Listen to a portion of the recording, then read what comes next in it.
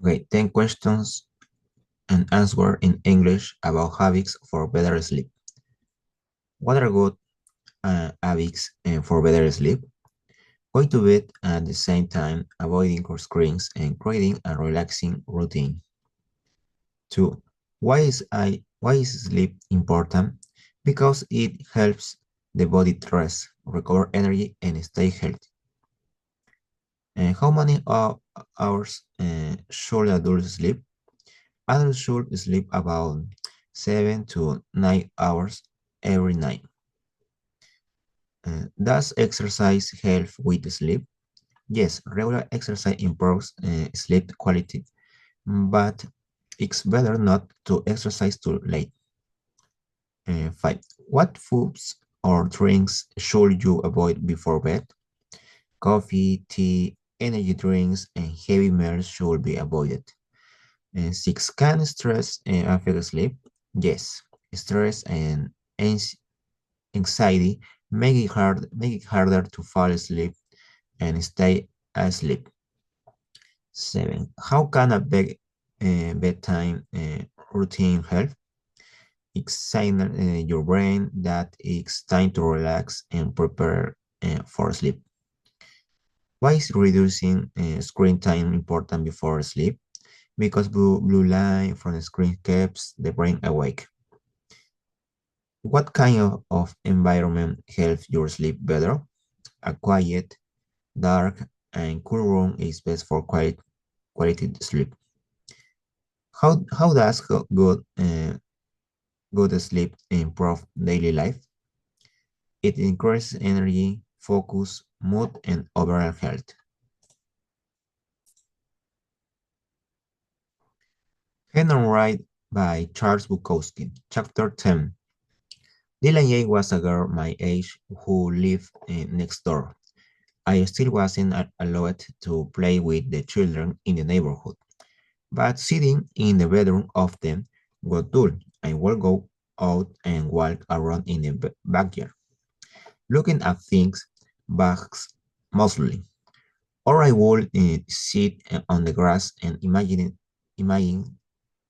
dream. One thing I imagined was that I was a great baseball player, so great that I could get a hit every time at bat, or a home run anytime I wanted to. But I would deliberate then make outs just to trick the other team. I got my hits when I felt like it. One season, going to into June, I was hitting only 139 with one home run. Her Chinaski is finished. The newspaper said. Then I began to hit, and how I hit. At one time, I allowed myself uh, 16 six home runs in a row.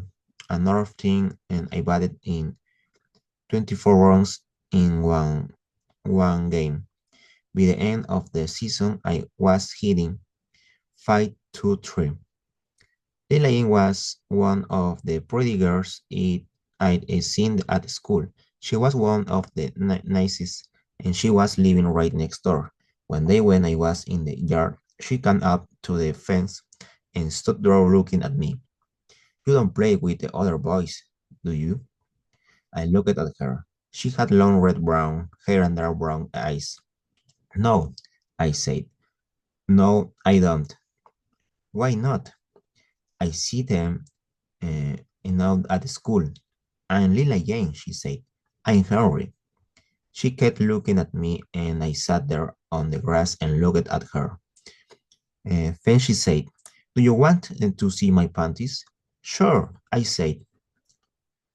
Uh, she lifted her dress. The panties were pink and clean. They looked good. They looked good. She kept holding her dress up and then turned it around so that I could see.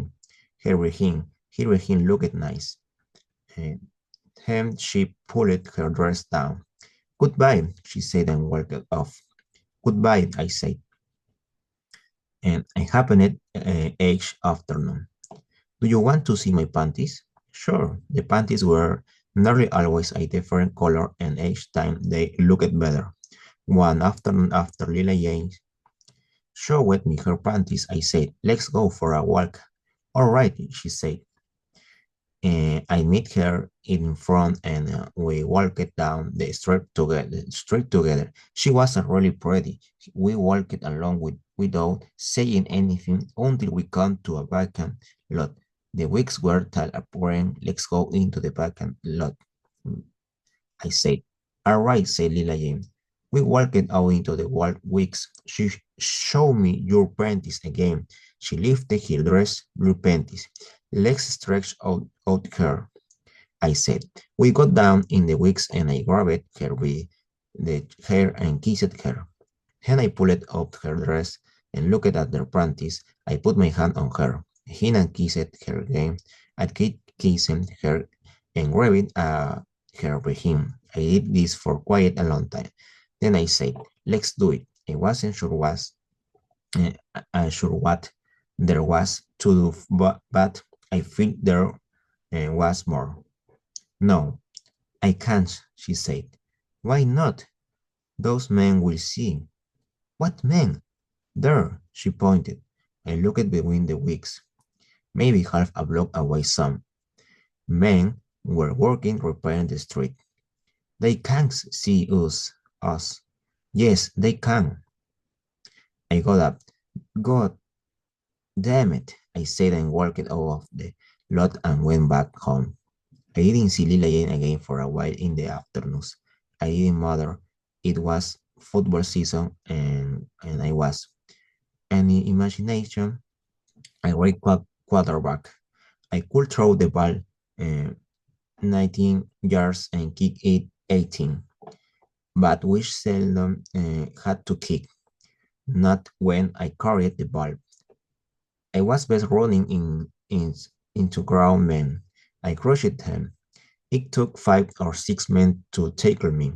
Sometimes, like in baseball, I feel sorry for everybody and I allowed myself to be tackled after only gaining 8 or 10 yards.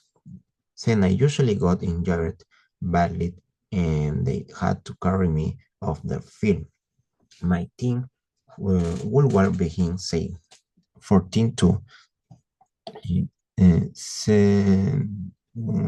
7 and with 3 or 4 minutes left to play, I returned, angry that I had been injured. Every time I got the ball and ran all the way to a touchdown. How the crowd screamed, and on defense I made every tackle, intercepted every pass. I was everywhere. Chinaski, the Fury, with the gun ready to go off. I took the kick off in my own end zone. I ran forward, sideways, backwards. I broke tackle after tackle. I leaped over fallen tacklers. I wasn't getting any blocking. My team was a bunch of sissies. Finally, with 5 men hanging on to me, I refused to fall and dragged them over the uh, line of the winning touchdown.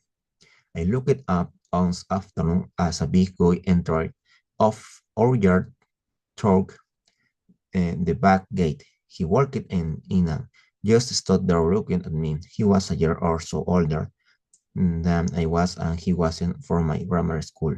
And from Mormont Grammar School, he said, you better get out of here. I told him, my father will be coming soon. Is that right? He asked. Stop. What are you doing here? I heard you guys from Delcy Grammar film your talk. We win all the inter-school games. That's because you cheat. We don't like cheaters at Marmon. He had on an old blue shirt, half unbuttoned in front. He had a leather thumb on his left wrist. You think you're tough? He asked me. No. What do you have in your garage? I think I'll take something for your garage. Stay out of there. The garage doors were open and he walked past me. There wasn't much in there. He found on the beige, beige ball and picked it up. I think I'll take this. Put it down your, down your throat, he said, and then he threw it, it at my head. I ducked. He came out of the garage toward me. I backed up. He followed me into the yard. Cheaters never prosper, he said. He shouted at me. I ducked.